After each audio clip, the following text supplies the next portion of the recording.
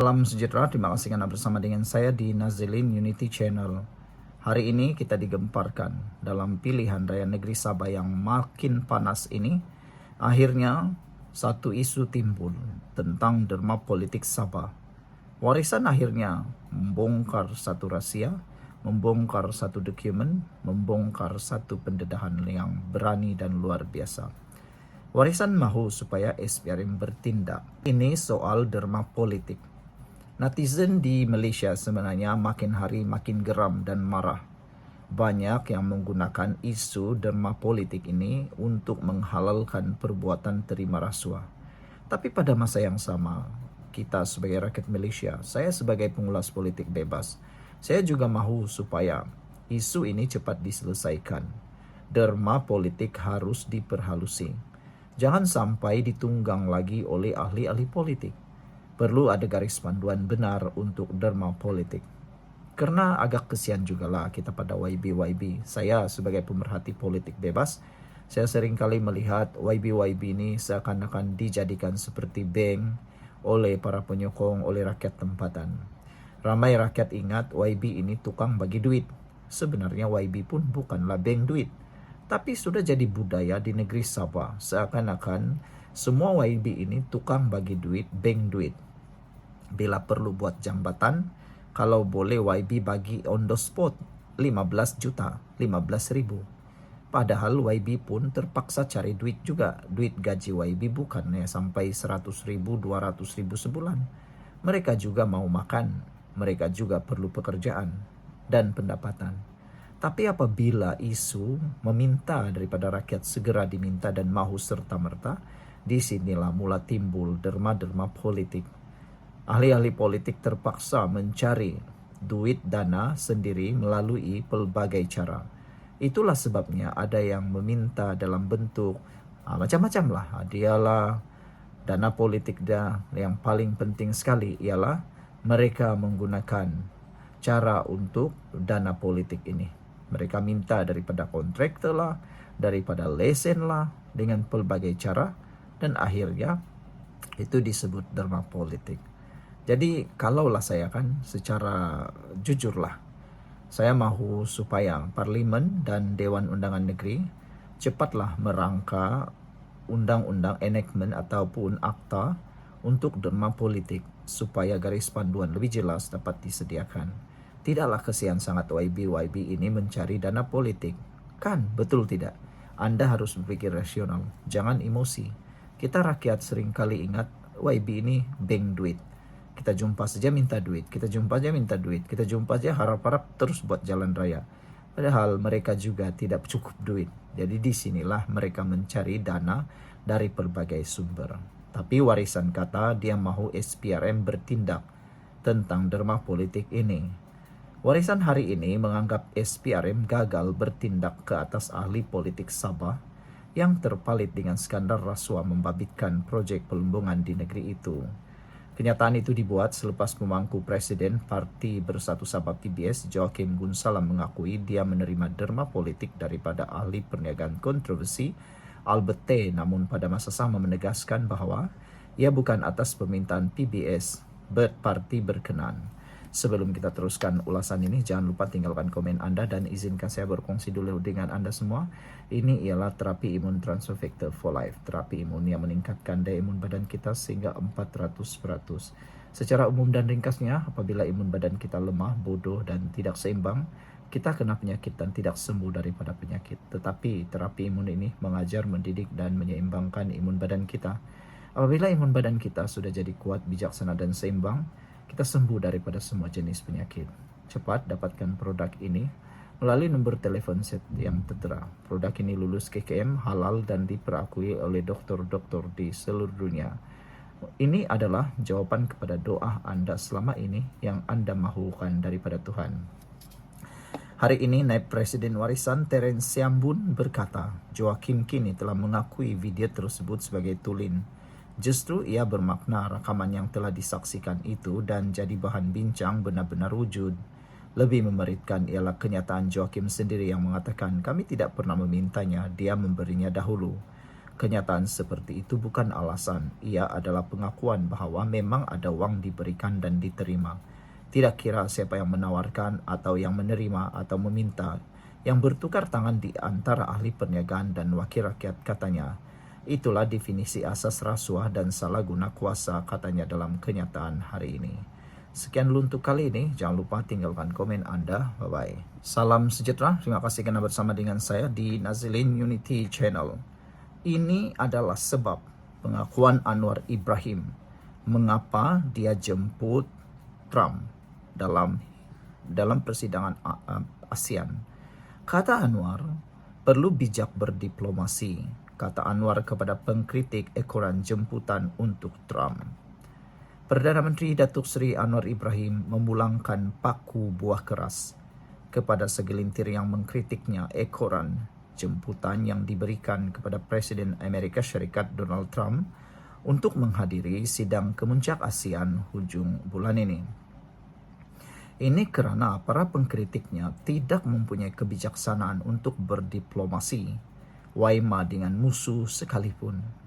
Beliau menegaskan keperluan untuk mencari penyelesaian yang tuntas, meskipun umum mengetahui bahawa Amerika ialah sekutu kuat Israel. Inilah kelebihan Anwar Ibrahim, kebijaksanaan beliau berdiplomasi dengan sesiapapun termasuklah musuh. Saya tidak tahulah apa yang bakal berlaku kalau sekarang ini kita dipimpin oleh pembangkang yang diketuai oleh Bersatu dan PAS untuk menyelesaikan masalah sukarelawan Malaysia yang baru-baru ini ditahan. Apa agak-agaknya yang akan jadi? Berjayakah mereka membawa keluar 23 sukarelawan Malaysia itu dengan lebih cepat seperti yang dibuat oleh Anwar Ibrahim? Silap-silap hari bulan, sampai sekarang belum lagi dibebaskan atau mereka hanya fikir. Satu panggilan telefon pun tidak dapat dibuat kerana orang tidak kenal mereka. Tapi lihatlah Anwar, walaupun dia dicaci maki, dihamun setiap hari, difitnah, kononnya bertelefon membuang masa, tapi lihatlah, dengan satu panggilan telefon, semua masalah boleh diselesaikan. Nak tanyalah, kalau Perikatan Nasional memerintah, siapa yang agak-agak mereka akan telefon? Kalaulah mereka tidak bijaksana berdiplomasi, bolehkah mereka telefon bantuan daripada sekutu seperti Mesir, Jordan, dan antaranya juga bolehkah kita bersembang untuk berunding dengan Donald Trump? Itu yang Anwar Ibrahim kata. Para pengkritik tidak mempunyai kebijaksanaan untuk berdiplomasi waima dengan musuh sekalipun. Anwar menegaskan keperluan untuk mencari penyelesaian yang tuntas, meskipun umum mengetahui bahawa Amerika ialah sekutu kuat Israel. Anwar menambah bahawa rundingan perlu diadakan dan ini terbukti ketika zaman Nabi Muhammad. Yang kita lawan itu gergasi Israel, tapi sedikit pun kita tidak takut dan cepas, kata Anwar. Saya bukan mengalah, saya nak runding, kata Anwar. Sebelum kita teruskan ulasan ini, jangan lupa tinggalkan komen Anda dengan tanda pagar kami benci pembohong. Tapi sebelum itu, izinkan saya dulu berkongsi dengan Anda semua. Ini ialah terapi imun transfer factor folate. Terapi imun yang meningkatkan daya imun badan kita sehingga 400%. Secara umum dan ringkasnya, apabila imun badan kita bodoh, lemah dan tidak seimbang, kita kena penyakit dan tidak sembuh daripada semua jenis penyakit. Tetapi terapi imun ini mengajar, mendidik, menguatkan dan menyeimbangkan imun badan kita. Apabila imun badan kita sudah jadi kuat, bijaksana dan seimbang, kita sembuh dari semua jenis penyakit. Kerana imun badan kita lah yang membersihkan dan menyembuhkan kita daripada berbagai penyakit. Cepat dapatkan produk hebat ini melalui nombor telefon saya yang tertera. Produk ini lulus KKM halal dan diperakui oleh doktor-doktor di seluruh dunia. Saudara, Anwar Ibrahim juga mengatakan kita akan cari penyelesaian. Penyelesaian kita itu adalah kebijaksanaan. Bukan kita menyerah, kita mencari hela penyelesaian diplomasi, kata Anwar. Jangan ikut sentimen, angkuh kita seolah kita tahu semua. Hina nama saya atas nama ASEAN, jemput Donald Trump. Ini soal kebijaksanaan. Politik kematangan harus ada, kata Anwar. Beliau berkata demikian dalam himpunan Malaysia bersama Gaza di Bukit Jalil Para peserta Subud Nusantara turut memberi ucapan sebelum Anwar Ibrahim. Sekian untuk kali ini, jangan lupa tinggalkan komen Anda. Bye-bye. Salam sejahtera. Terima kasih karena bersama dengan saya di Nazilin Unity Channel. Rupa-rupanya ini sebab Anwar Ibrahim menerima lawatan dan tidak membatalkan kunjungan Donald Trump, jemputan Donald Trump. Yang pastinya Donald Trump datang ke Malaysia bukan karena kapasiti Malaysia, tapi karena kita ialah tuan rumah kepada persidangan ASEAN. Dan persidangan ASEAN ini dihadiri pula oleh pemimpin-pemimpin besar dunia seperti Jerman, Rusia, China, dan juga Jepun. Jadi, bayangkan kalau kita menolak Amerika. Bukankah itu sesuatu yang tidak logik? Untuk sebuah negara yang jadi tuan rumah, kita tuan rumah. Jadi, apa logiknya kita tuan rumah ASEAN yang turut dianggotai oleh Thailand, Filipina, Laos, Kamboja, Vietnam, Indonesia, Singapura? Tapi kita pula tiba-tiba meroyan menolak Donald Trump. Bagaimana pandangan ahli ASEAN yang lain? Bukankah ini mencalar image negara kita? Paling penting sekali, kata Anwar Ibrahim, jemputan Trump ke sidang ASEAN adalah langkah strategik dan bukan isyarat memihak. Itu yang harus walaun faham. Itu yang pembangkang harus faham. Tapi soalan mudah daripada saya. Kalaulah sekarang ini adalah diperintah oleh Perikatan Nasional PAS Bersatu Gagasan dan juga MIPP, mahukah juga mereka menolak Donald Trump atau mereka juga akan bertindak sama seperti yang dibuat oleh Kerajaan Perpaduan Madani sekarang? Tentu saya yakin mereka hanya cakap sekarang sebab mereka pembangkang. Tapi kalau mereka kerajaan silap-silap hari bulan, mereka lagi terhege-hege nak terima kehadiran. Sebab itu wajib dilakukan oleh pihak pengerusi atau tuan rumah persidangan ASEAN. Itu sebabnya tindakan Perdana Menteri Anwar Ibrahim menjemput bekas Presiden Amerika Syarikat Donald Trump ke sidang kemuncak ASEAN ke-47 disifatkan sebagai langkah strategik dan pragmatik, bukannya tanda Malaysia atau ASEAN berpihak kepada Washington. Penganalisis geopolitik Ahmad Firdaus Muhammad berpendapat, jemputan itu perlu dilihat dalam konteks realiti baharu dunia pasca globalisasi yang kini dikawal oleh kuasa ekonomi dan keuangan, bukannya kekuatan tentera semata-mata. Suka atau tidak, Amerika Syarikat masih menjadi penentu arah ekonomi dunia. Apabila kadar faedahnya dinaikkan, kesannya segera dirasai di seluruh dunia, termasuk di Malaysia. Ini yang gagal difahami oleh walaun dan juga pembangkang. Sebelum kita teruskan ulasan ini, jangan lupa tinggalkan komen Anda dengan tanda pagar kami benci orang bodoh. Tapi sebelum itu, izinkan dulu saya berkongsi dengan Anda semua. Ini ialah terapi imun Transovector for Life, terapi imun yang meningkatkan daya imun badan kita sehingga 400%. Secara umum dan ringkasnya, apabila imun badan kita lemah, bodoh, dan tidak seimbang, kita kena penyakit dan penyakit berakar di dalam tubuh badan kita. Tetapi terapi imun ini mengajar, mendidik, dan menyeimbangkan sistem imun badan kita. Apabila imun badan kita sudah jadi kuat, bijaksana, dan seimbang, kita jadi sehat, imun badan kita jadi kuat dan akan menghapuskan semua akar penyakit yang ada dalam tubuh badan kita. Apabila imun badan kita jadi kuat, semua penyakit sembuh. Saudara, produk ini lulus KKM, halal dan diperakui oleh dokter-dokter di seluruh dunia. Kalau Anda berdoa selama ini untuk sembuh, ini jawaban yang Tuhan hantar untuk Anda hari ini. Saudara-saudara sekalian, betullah kata penganalisis geopolitik ini. Suka atau tidak, Amerika Syarikat masih menjadi penentu arah ekonomi dunia.